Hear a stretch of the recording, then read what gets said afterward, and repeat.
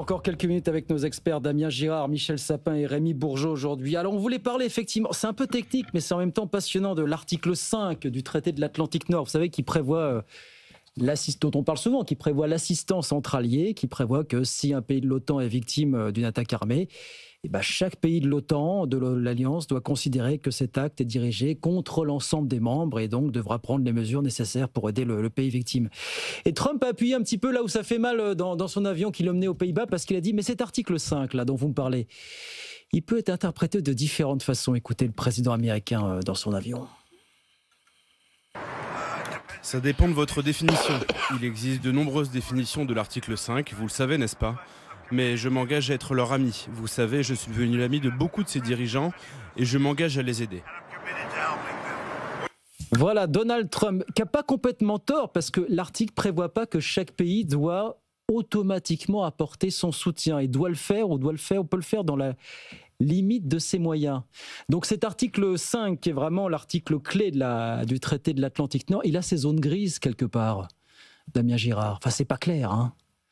Là, je crois qu'il ne faut pas être dupe. Et ça nous renvoie à certaines réalités, certaines menaces qui arrivent, qui met la pression sur les alliés européens et qui dit voilà les conditions que vous devez respecter si vous voulez que j'interprète si nécessaire l'article 5 comme il faut. Je crois que ce n'est pas plus compliqué que ça. Voilà, les choses sont relativement claires et c'est pour ça que, je le redis, nous ne devons pas tout attendre des États-Unis et qu'en Européens, nous devons nous organiser pour être capables de défendre notre continent et ne plus accepter ces coups de pression ou ces chantages.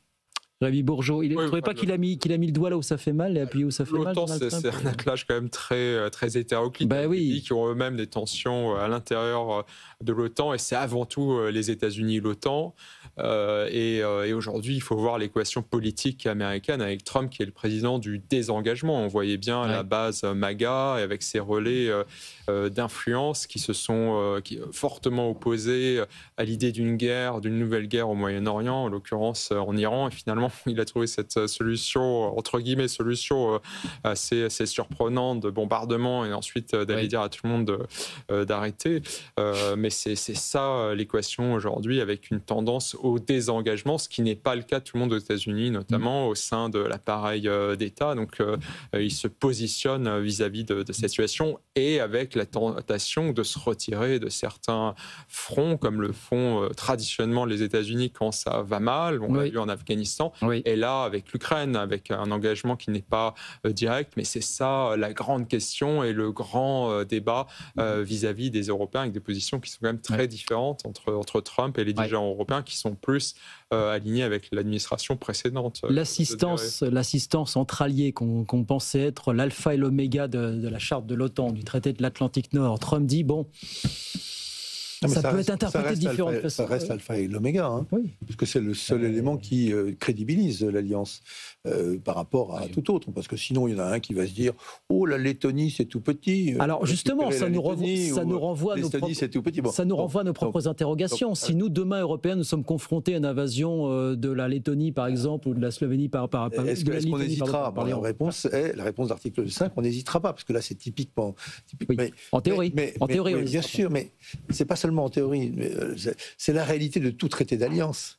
Dans tout traité d'alliance, il y a une part d'ambiguïté positive, je veux dire, il y a toujours une part d'appréciation à un moment donné des alliés sur leurs intérêts vitaux, sont-ils mis en cause par dans tel ou tel aspect.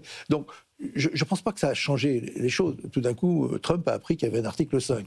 Alors, il l'a lu et il a trouvé qu'il pouvait le lire de manière différente. Bon, le tout dans un contexte qui est celui de passer un deal. Quand on veut passer un deal, boum, on cogne d'un côté pour obtenir de l'autre. Bon, voilà.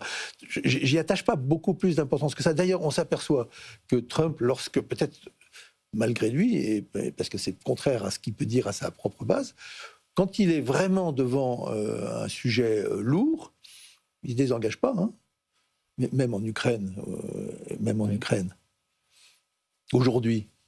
Hein, Est-ce qu'il fait un trait égal entre aujourd'hui, non. Zelensky et le Russe? Bon, voilà, l'ami Poutine est devenu quand même quelqu'un de plus... Donc, vous voyez... Là, il bénéficie d'une parenthèse enchantée depuis 15 jours au passage. Hein, oui, voilà, par ailleurs. Bon, voilà. Donc, on peut souligner l'ambiguïté de l'article 5, mais elle était là depuis le début.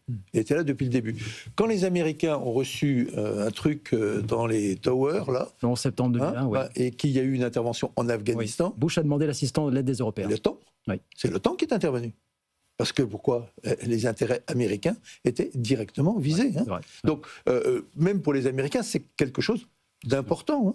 De pouvoir si je regarde ce qui s'est passé dans les Balkans, l'OTAN est intervenue aussi dans les Balkans parce que d'un certain point de vue, c'était l'intérêt des uns et des autres que ça ne se déstabilise pas de cette manière-là dans les Balkans. Et je pourrais parler aussi de la Libye qui me semble être aussi, en tous les cas, une intervention dont l'OTAN a fait partie parce qu'on a considéré les uns et les autres que nos intérêts étaient mis en cause. Donc vous voyez qu'on joue sur ces ambiguïtés et c'est ça, au fond, qui donne aussi la capacité de dissuasion par rapport à l'autre. Rémi Bourgeot.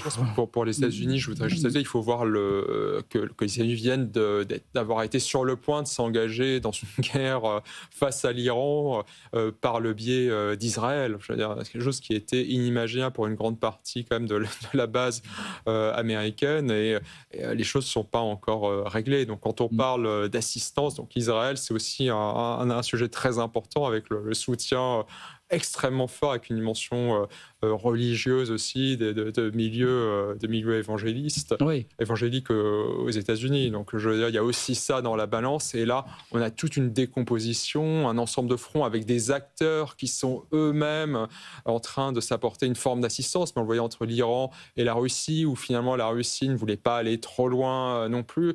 Donc il ne s'agit pas de spectre de guerre mondiale au sens de la première et la deuxième, mais on a quand même des guerres qui impliquent des acteurs à l'échelle mondiale avec des jeux d'alliances relatives, de soutien. Et on parlait de la partie industrielle qui est extrêmement importante de ce point de vue, avec le soutien qu'a reçu aussi la Russie d'alliés en termes de munitions, de drones, avec des choses moins improbables. On parlait en parlant de la Corée du Nord notamment. Donc et la Chine, évidemment, qui a été le grand soutien. Donc on a ces blocs relatifs qui se constituent. Donc je pense que pour les États-Unis, l'idée de porter assistance aussi, et qui sonne comme chose d'assez sulfureux et dangereux dans ce contexte de décomposition. Et ben voilà, en tout cas la France, comme tous les pays de l'OTAN qui vont devoir augmenter, tous ces pays de l'OTAN qui vont devoir augmenter substantiellement l'effort de dépenses militaires. Il va falloir faire des économies de l'autre côté, bien des milliards économisés dans les prochaines années, bien des milliards déjà économisés dans les prochains mois. Vous serez aux avant-postes, Monsieur Girard, à l'Assemblée pour arbitrer tout ça. Voilà, on va voir le Premier ministre s'exprimer dans les prochains jours.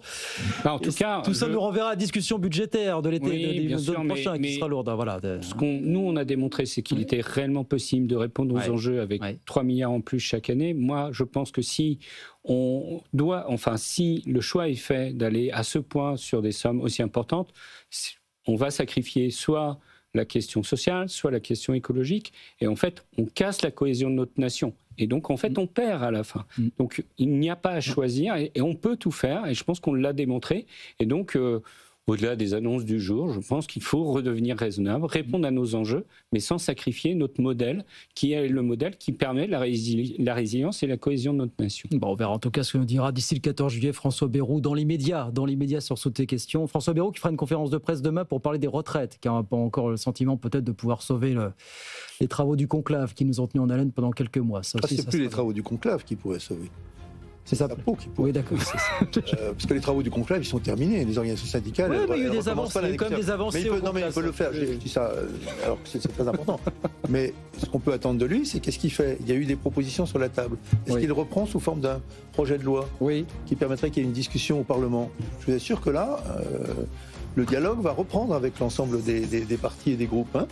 S'il faisait ainsi, ce à quoi il s'est engagé. Réponse demain, puisqu'il parle à 17h demain, François Bayrou, on suivra ça évidemment. Merci messieurs d'être venus ce soir. Damien Girard, député Europe Écologie Les Verts du Morbihan, Michel Sapin, ancien ministre de l'économie et des finances, et Rémi Bourgeot, économiste et chercheur associé à l'IRIS. Merci messieurs, à très vite avec plaisir pour de nouvelles aventures, 19h55.